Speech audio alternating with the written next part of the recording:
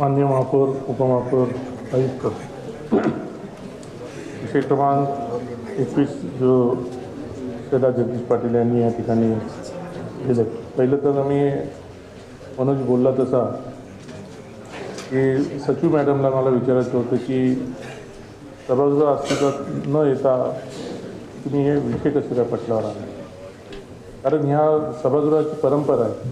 कारण माझं पण 3rd टर्म आहे. सर्वांना माहिती आहे की ज्यावेळेस सभागृह येतो त्यावेळेस तुमच्या सचिवाच्या मार्फत आम्हाला पत्र दिलं जातं किंवा तुमचे ठराव आम्हाला, ठरावाची कॉपी आम्हाला पाठवा, ठराव पाठवा. नंतर मग तुम्ही महापौरांच्या याच्याने तुमचा जो अजेंडा तयार होतो आणि तर तुम्हाला एवढी घाई का लागली पाहिजे? म्हणजे कोणाच्या प्रेशरमध्ये तुम्ही आणला? जर असं जर प्रेशरमध्ये आणायचं असेल तर मग आम्हाला सभागृहात आम्हाला बसून का उपयोग?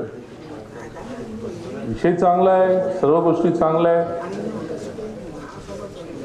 पण हा तुम्ही घाई काय केली? परत घाई आता सभागृह नेत्यांनी हे केलं की नाही तो आता 2 विषय झाला तर परत 20वा विषय 3ऱ्या विषयाच्या अगोदर हा विषय तिथं घेऊन येऊन सांगितलं. म्हणजे ही जी सिस्टीम आहे मग सिस्टीममध्ये कुठंतरी वेगळेपणा चालवलं आहे का? आज आपलं सभागृह चांगलं चाललंय आणि मी विचारता विषय आलाच कशाला? अन्य सोनाने साहेब महापौर होते, जेडी सुतार महापौर होते, या ठिकाणी आपण जुने लोक आहोत. आपलाच ठराविक गेलेला आहे की 500च्या याच्या जे कमी घरं असतील 500 पर्यंत तर ते पूर्णपणे त्याला टॅक्स माफ करण्यात यावा. 600ला अमुक टक्के, 700ला अमुक टक्के. मग हा विषय आणला कसा? जसं तुम्ही बोलले वंदावे पावले, बोले तसा चाले त्याची वंदावे पावले, हे तुमच्या वेळेसच झालेलं आहे. हे 500च्या घरापर्यंत सर्वांना टॅक्स माफ, झोपडपट्टीमध्ये सर्वांना टॅक्स माफ. मला वाटतं सोनाने साहेब महापौर होते का जेडी सुतार महापौर होते त्यावेळेस ह्या गोष्टी झालेल्या आहेत. त्यावेळेस झालेला प्रस्ताव आलेला आहे प्रस्ताव. मग हे घाई कशाला? आपण 20 वर्षाचं प्लॅनिंग करतोय, समजतो ना मी 20 वर्षाचं प्लॅनिंग चाललंय. मग 20 वर्षाच्या प्लॅनिंगमध्ये मग मागच्या प्लॅनिंग तुम्ही विसरले कसे काय? मग हा तुम्ही नव्या उमेदवार ते अन्याय करताय. तुम्हाला अधिकार काय मग नव्या उमेदवार ते अन्याय करायचा? तुम्ही टॅक्स माफीचं तुम्ही बोलताय, आम्ही बोललो, आम्ही झालं, आम्ही विषय घेतला होता आणि आमचा विषय हा पूर्णपणे मतदानाच्या वेळेचा विषय होता, प्रचाराच्या वेळेचा विषय होता. पण मागच्या वेळेचा पण हा विषय होताच ना, आलेला विषय होता. माझं तर म्हणणं असं आहे की हा विषय इथं असंच ठेवा आणि स्थगित ठेवा हा विषय. आणि विषय स्थगित ठेवून तुम्ही पूर्ण माफ, जो आपण 500च्या खाली त्याला जो आपण माफ केलेला होता तर घरांना टॅक्सच नाही लावायचा, झोपडपट्टीला टॅक्स फ्री करायचं, 500च्या वरती असेल तर त्यांना 70%, 700च्या वरती असेल त्यांना 75%. हे आपल्या सभागृहामध्ये झालेला हा ठराव आहे. सभागृहामध्ये त्यावेळेस आपल्या सभागृहामध्ये नव्हते, तर तुम्ही कल्पना देणं हे पण गरजेचं होतं. म्हणजे तुम्ही बोलता एक, करता एक, अरे एक चाललंय आणि ते पण घाईघाईमध्ये. मला माहिती आहे बजेट आपल्याला करायचं आहे, बजेट व्हायला पाहिजे, कारण त्या लिमिटेड त्या विषया म्हणजे मार्चच्या अगोदर बजेट व्हायलाच पाहिजे. मग हा जर विषय असेल, माफीचा विषय असेल, तर माफीचा विषय तुम्ही मग मागचे विषय विसरून जाता असंच वाटतं. मग तुम्ही काय वचन दिले मग लोकांना? नव्या मुंबईच्या जनतेला तुम्ही वचन दिलेलंच आहे ना की माफचा. मग माफचा विषय दिलेला तर मग तुम्ही लावताय कशाला? माझा हा मुद्दा आहे. माझा हा जर समजा माफचा विषय नसेल तर गोष्ट वेगळी आहे. मला वाटतं त्या गोष्टी होऊन आपण शासनाकडे पाठवले. आयुक्त साहेब तो शासनाकडे पाठवलेला ठराव आहे ते तुम्ही बघून घ्या. त्या शासनाकडे पाठवलेला ठराव आहे की नाही 500च्या अगोदर एवढं माफ, 600च्या वरती एवढं, त्याच्यावरती एवढं, हे आपण ठराव केलेले आहेत. मग हा विषय आलाच कसा आणि आणता का? मग लोकांना दाखवता काय? तुम्ही लोकांना दाखवता काय? तुम्हाला चांगलंच दाखवायचंय ना, मग मागचा विषय पास करा. मग तो का बसण्यामध्ये गुंडाळून ठेवला तुम्ही? माझं तर म्हणणं असं आहे की हा विषय बाजूला ठेवून सभागृह नेत्यांनी या विचार बाजूला ठेवून जो माफचा विषय आहे 500ला पूर्णपणे माफ, झोपडपट्टीला पूर्णपणे टॅक्स माफ, जो हा विषय तो विषय पुढे आणून मग पूर्णपणे करा ना. व्याज तुम्ही लावतात कशाला टॅक्स? एकदा सभागृह ठरवतोय की सर्व माफ करायचा, मग टॅक्स लावायचा प्रश्न येतोय कुठून? ठीक आहे ना, नवी मुंबई महापालिकेला पाहिजे काही ना कधी तुम्ही वाणिज्याला लावा, औद्योगिकला लावा, ह्या गोष्टी लावा, आम्ही काय बोलत नाही का सर्वांना. म्हणजे राहते घरात आता देसाईंनी सांगितलं तसं ही परिस्थिती आहे. या परिस्थितीच्या मानाने आपल्याला चालायला पाहिजे. मग तुम्ही कोणाची दिशाभूल करता? सर्वसामान्य जनतेची दिशाभूल करता का तुमच्या नेत्यांची दिशाभूल करता? म्हणून माझं म्हणणं आहे की हा प्रस्ताव तुम्ही स्थगित ठेवा आणि मागचा प्रस्ताव आणा आणि ते बरोबर जोडीला करा आणि तो प्रस्ताव आपला पूर्ण माफच करा. आपल्याला नकोय. आणि ह्याच्यामध्ये मी असं नाही सांगत का तुम्ही औद्योगिकला वगैरे तुम्ही टॅक्स लावू नका. औद्योगिकला लावा जे लावायचं ते, पण सर्वसामान्य जनतेला जसं देसाईंनी सांगितलं तसं प्रत्येकाचं घराचं कुटुंब 15,000 आणि 20,000वरती चालतंय. झोपडपट्टीमध्ये सुद्धा 12,000 10,000 लोकांचं घर चालतंय. या सर्व गोष्टी येत आहेत. म्हणून तुम्हाला मी सांगतो की मॅडम, हा प्रस्ताव जो आलेला प्रस्ताव आहे हा पूर्णपणे प्रस्ताव माफ करा आणि तो मागचा प्रस्ताव आहे त्याला चालना द्या. म्हणजे खऱ्या अर्थाने जसं वंदावे पावलं तशा पद्धतीने ते आपल्याला मुवमेंट मिळेल. म्हणून तुम्हाला सांगतो की आता तुम्ही आपल्या त्या सचिव मॅडमला, मला माहीत नाही सचिव मॅडम काय विषय घेतात. मला वाटतं तुम्हाला आता का सचिव मॅडम खरोखरच गायकवाड मॅडमनी सांगितलं तसं आयुक्त साहेब थोडा विचार करा तुम्ही या गोष्टीचा सुद्धा, की उद्या सभागृह चांगलं चालायचं असेल तर सचिव चांगलं असायला पाहिजे. सचिवने व्यवस्था त्या सचिवच्या आपल्या इकडे प्रतिनिधित्वावर आल्या, त्या सचिवच्यासाठी आल्यात का वेगळ्या याच्यासाठी आल्यात? जर त्यांचा हा जर पिंड नसेल या सचिवचा तर त्यांना जबरदस्ती बसवू नका. त्यांना कशासाठी आल्यात त्यासाठी त्यांना त्यांच्या कामाला लावा. पण ही मागे माझी त्यांना माहिती आहे की सभागृह नेत्यांना माझं सांगणं आहे की हे जो मागचा विषय आहे, मागचा विषय हा आपणच सभागृहापुढे आणला होता. त्यावेळेस मला वाटतं रवींद्र इथापे तुम्हीच सभागृह नेते होते, तुम्हीच तो प्रस्ताव आणलेला होता. मग हा प्रस्ताव असताना इथापे साहेब तुम्ही बोलायला पाहिजे की आपण मागे आपण अशा पद्धतीने आपण गेलेलो आहे, त्या विषयावरती आपण गेलेलो आहे. मग टॅक्स लावता कशाला? इथं गाव ठाण आहे, सर्वसामान्य जनता आहे, सर्वीकडे अनाधिकृतपणे असेल ते काय गोष्टी असेल तो आपला विषय, पण माफ करावा हा माझा मताचा माझा विषय. आणि हा पूर्णपणे माफ करावा. जर कुठं UD कुठं अटकला असेल तर तुम्ही सांगा. माननीय उपमुख्यमंत्री एकनाथ शिंदे साहेबांना आम्ही सांगतो आणि तो तिकडनं आम्ही पास करून आणतो. पण हे सांगा ना. पण तुम्ही लपवता कशाला? लपून तुम्ही परत हे आणताना दाखवता की बाबा आम्ही काहीतरी वेगळं करतोय, काहीतरी वेगळं करतोय. हा झालेला विषय आहे. तशी माझी विनंती राहील की सभागृह नेत्यांना आणि माननीय महापौर मॅडमांना, उपमहापौरांना की जो मागचा विषय झालेला आहे तो विषय पटलावरती आणा. पटल्याचा पेंडिंग ठेवा. उच्च महासभेपुढे आणा. त्यावेळेस आपली काय चर्चा झाली होती, आपण प्रस्ताव काय केला होता, 500ला केला होता, 600ला केला होता, 700ला केला होता, ह्या ज्या गोष्टी केलेल्या होत्या त्या गोष्टी आणून मग तो प्रस्ताव पास करा ना. मग तुम्ही टॅक्स लावताच कशाला? प्रस्ताव गेलेला तर टॅक्स लावू नका, ही माझी तुम्हाला कळकळीची विनंती. सदस्य सभागृह तुमचं ऑलरेडी बोलून झालं. सभागृह नेत्यांनी बोललं म्हणून का आम्ही बोलू नये अशातला प्रश्न नाहीये. असं नाही. आम्हाला पण बघा, आम्हाला त्या याच्यामध्ये आम्हाला पण सूचना द्यायच्या आहेत ना. तुम्ही करताय ठराव पास करा. आम्हाला ठराव तुम्ही टाकाल बघाल. आम्हाला पण काही सूचना आम्हाला पण द्यायच्या आहेत. त्या सूचना आम्ही देऊ नाही का? असं बोला ना. अगोदरचा माझा विषय होता की तुमचा मागे तो सभागृह नेत्यांनी घेतला तो विषय की तो मंत्रालयामध्ये आहे, तो आपण पाठपुरावा करून घेऊ. तो झाला विषय. आता मला दुसरा विषय असा आहे की महापालिकेचे 2023 पर्यंत कॅगकडून करण्यात आलेला लेखा परिणाम मालमत्ता कराची थकीत रक्कम 1600 कोटी रुपयाची असून आतापर्यंत ती व्याजासहित 2000 कोटी आहे. थकीत रक्कम वसुलीबाबत प्रशासन काय करणार याबाबत सभागृहात माहिती ही मला माहिती हवी आहे. दुसरं असं प्रकल्पग्रस्त गरीब नागरिक यांनी बांधलेल्या गरजेपट्टी बांधकामाला आकारण्यात आलेला दुप्पट कर रद्द करावा याबाबत माहिती देण्यात यावी. बोला ना. या ठिकाणी 2 विषय मांडल्यात. तो पहिला विषय तो आता या विषयाशी संबंधित त्या ठिकाणी नाही आहे. त्या विषयासंबंधी आपली वेगळी चर्चा त्या ठिकाणी सभागृहामध्ये होईलच. त्याबरोबर जो आपल्या गावगावठाणामध्ये आणि LIG टिप्पट टॅक्स आलेला आहे तो मुद्दा आलेला आहे, बरोबर आहे. तो वेगळा विषय आपल्या पटलावरतीच त्या ठिकाणी आहे. जर आपण नजरेमध्ये घातलं तर त्या ठिकाणी कळेल. त्याचबरोबर मी एक आपल्याला माहिती देतो की यापुढे आपण आता रेटेबल व्हॅल्यू टॅक्स करते आहोत, पण पुढे आपल्याला सोयीस्कर व्हावं यासाठी आता विचार करून कॅपिटल व्हॅल्यू टॅक्स जो 2011ला एक अमेंडमेंट झाली होती, पहिला असेसमेंट व्हायचं, पण कॅपिटल व्हॅल्यूमुळे असेसमेंट करायची गरज पडत नाही, 5 वर्षांनी टॅक्स वाढ होतो आणि त्यामध्ये प्रशासकांना आणि लोकांना सोयीचं त्या ठिकाणी होतं.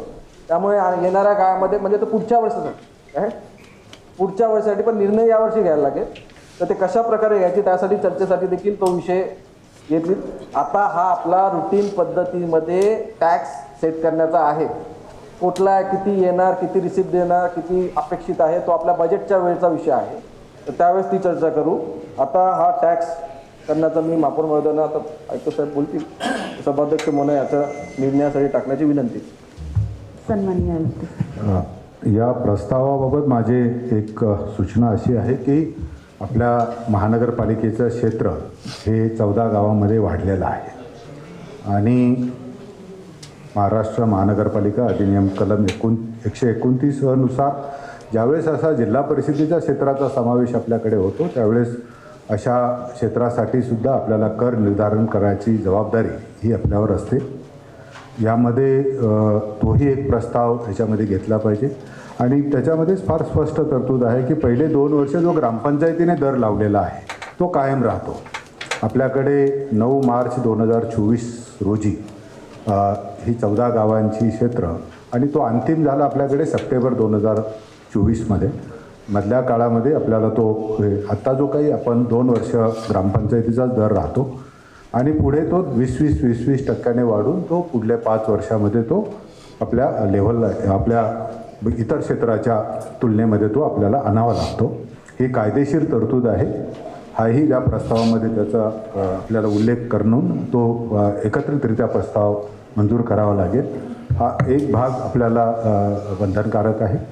दुसरी जी बाब सभागृह नेते महोदयांनी जी मांडली की आपल्याला आपण जे रेटेबल व्हॅल्यू दराची आपण जी पद्धत आपल्याकडे आहे 2011मध्ये राज्य शासनाने एक बदल आपल्यामध्ये केलेला आहे, नियम केलेले आहे आणि कॅपिटल व्हॅल्यू बेस्ड टॅक्समध्ये म्हणजे करमूल्य योग्य जो असतो, आपण जसे आपण कुठलेही खरेदी विक्री व्यवहार करतो तर आपण म्हणतो की इथे रेडी रेकनर दर काय आहे आणि मग आपल्याला सगळी पारदर्शकपणे त्याची असेसमेंट करणं सोपं होतं. प्रत्येक नागरिकाला माहिती असतं की माझा इथे टॅक्स किती येणार आहे. रेटेबल व्हॅल्यूमध्ये आपण रेटेबल ठरतो, लेटिंग रेट ठरवतो, मग ते कॅल्क्युलेशन होतात आणि सर्वसामान्य नागरिकाला ही जी काय आपली जी काही कर लावण्याची कॅल्क्युलेशन करण्याची पद्धत ही थोडी समजत नाही. राज्य शासनाचं सुद्धा जे एक धोरण आहे की ज्यावेळेस आपण उद्योगांसाठी पूरक धोरण पाहिजे तिथेसुद्धा आपल्याला तो करणं आहे. तर मग भविष्य काळामध्ये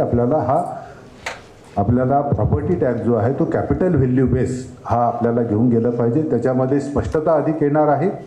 आपल्याला समानता या सगळ्या व्यवहारामध्ये आणण्याची आपल्याला संधी राहणार आहे आणि त्याच्यामध्ये सुद्धा फार असे स्पष्ट तरतुदी आहेत की कुठलाही टॅक्स लावत असताना बदलत असताना तो तर निवासीसाठी दुप्पट होणार नाही, अनिवासीसाठी तो तिप्पट होणार नाही आणि त्याचे मल्टीमाई फॅक्टर आहे 0.1 पासून 1 पर्यंत. त्यामुळे आपल्याला तो कायम जरी ठेवायचा, आज जो टॅक्स तुम्ही 5,000 देतात तो 5,000 कायम राहू शकतो, फक्त त्याचा फॉर्म्युला जो आहे तो फॉर्म्युला बदलला तर भविष्य काळामध्ये याच्यामध्ये स्पष्टता येण्यासाठी आपल्याला मदत होईल आणि सर्व नागरिकांना विशेषतः नागरिकांसाठी उद्योगांसाठी हे सोपं राहणार आहे. ही जी तरतूद आहे 2011मध्येच आली होती परंतु ती अजूनही आपल्या महानगरपालिकेमध्ये लागली नाही.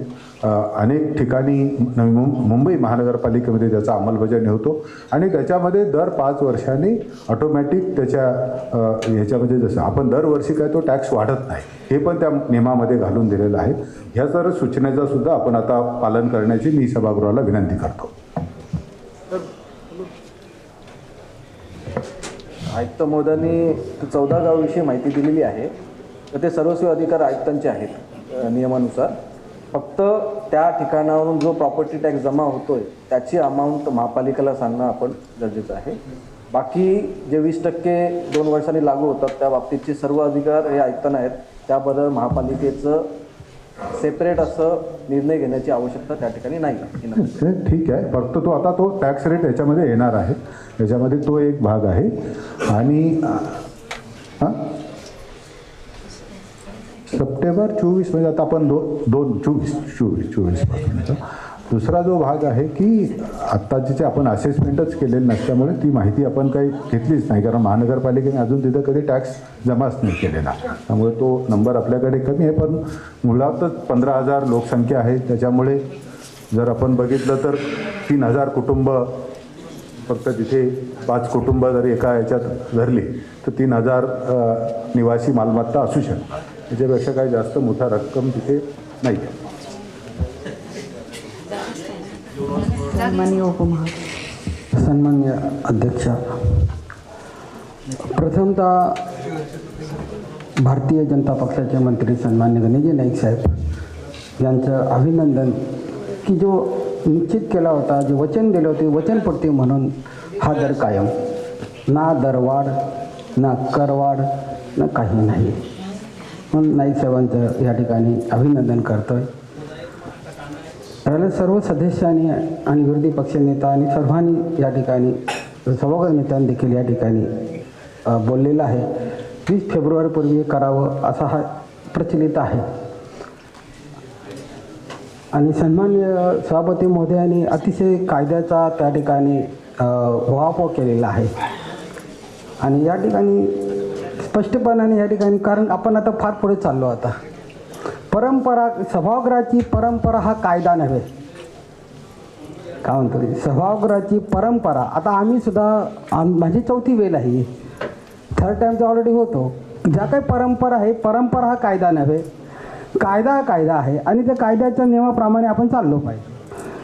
आणि हा सभागृहात जे केलेला कायदेशीर कामकाज हा जर बेकायदेशीर असेल तर कायदा दाखवा, म्हणजे ठराव करा आणि कायदा दाखवा. तर या ठिकाणी आम्ही सर्वांनी या ठिकाणी समजून घेतलं पाहिजे, उमजून घेतलं पाहिजे. या ठिकाणी आता आम्हाला समजलं नाही, आता समजून घेऊ. आता 10 वर्ष आपण, मग 5 वर्ष सभागृहाच्या बाहेरच होतो, त्यामुळे आता आम्हाला समजत नाही. मग समजून घ्या, आम्ही म्हणतो आता चला तर पुढे, हळूहळू पुढे चला, सर्व समजेल. पण समजून घेण्याची ती क्षमता आपल्यामध्ये ठेवली पाहिजे सर्वांमध्ये. आणि ह्या ठिकाणी एक आपले जे सन्मानित सदस्य भरत भोईर, आपली त्या ठिकाणी सूचना होती की जो दप्तर आहे, ग्रामपंचायत दप्तर ताब्यात घ्यावं.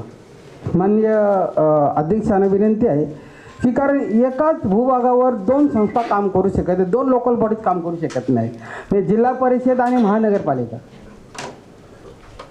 एकाच भूभागावर 2 लोकल बॉडीज सेल्फ गव्हर्नमेंट काम करू शकत नाही. त्यामुळे आपण हा मुद्दा या ठिकाणी आपण ध्यानात घ्यावा आणि ताबडतोब तो दप्तर, कारण आपली सूचना आहे त्या ठिकाणी, ज्या ठिकाणी ग्रामसेवक असेल किंवा जी काही यंत्रणा असेल, जिल्हा परिषदेची यंत्रणा असेल, त्या यंत्रणेकडे तो दप्तर ताबडतोब ताब्यात घ्यावं. कारण काही ठिकाणी त्या दप्तरामध्ये देखील खाराखोड करण्याची शक्यता आहे, फेरफार करण्याची शक्यता आहे. आणि उद्या त्या भूभागावर ज्याचा प्रभुत्व असेल तो कायदा करू शकतो. आणि म्हणून माननीय अध्यक्षांना विनंती आहे, राहिलं ह्या ठिकाणी आपण पुन्हा एकदा या ठिकाणी माझी विनंती आहे की आपण जो काही, आता आम्ही अध्यक्ष बोललो, पूर्वी आम्ही महापौर बोलत होतो, आता आम्ही अध्यक्ष बोलतो, कारण थोडासा कायदा वाचल्यानंतर समजतोय. आता आम्ही सुद्धा थोडासा कायद्याचा अभ्यास करतोय. पूर्वी कायद्यामध्ये सक्षमता नसल्यामुळे समन्वय नव्हतं. आता आपल्याला जर कायद्याने सक्षम झालो तर आपण समन्वय व्यवस्थित होईल की कॉमन हित असेल तिथे आम्ही एक राहू. का म्हणजे जिथे कॉमन हित आहे तिथे आम्ही एक राहू आम्ही. आणि जिथे कॉमन हित नसेल, म्हणजे जनतेप्रती आपला जर कॉमन हित आहे तिथे आम्ही एकत्र. जिथे कॉमन हित तुम्हाला काय वाटलं, ह्यांना काय वाटलं, ह्यांचं नसेल तर आपण लढू विचाराने. तर ह्या ठिकाणी मी महोदया अध्यक्षामध्ये विनंती करतो की आपण सर्व सूचनांसहित ठराव या ठिकाणी पारित करावं. धन्यवाद. सन्माननीय सदस्य शैला जगदीश पाटील यांनी मांडलेला ठराव महासभेमध्ये सूचनांसहित मंजुरीस टाकत आहे. ज्यांना मंजूर असेल त्यांनी हात वर करा. सदर ठराव हा सर्वानुमते मंजूर असं मी जाहीर करते.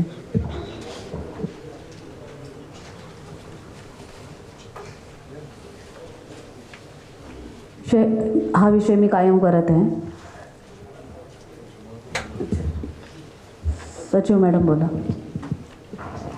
सभागृहाच्या कामकाज विषयक विषय क्रमांक 21 जो ठेवण्यात आलेला होता तो सर्व सूचनांसहित नियमावलीतील नियम 1 अन्वये सदरचा विषय कायम होण्यास अपेक्ष ठेवण्यात येत आहे. कायम करण्यात येत आहे.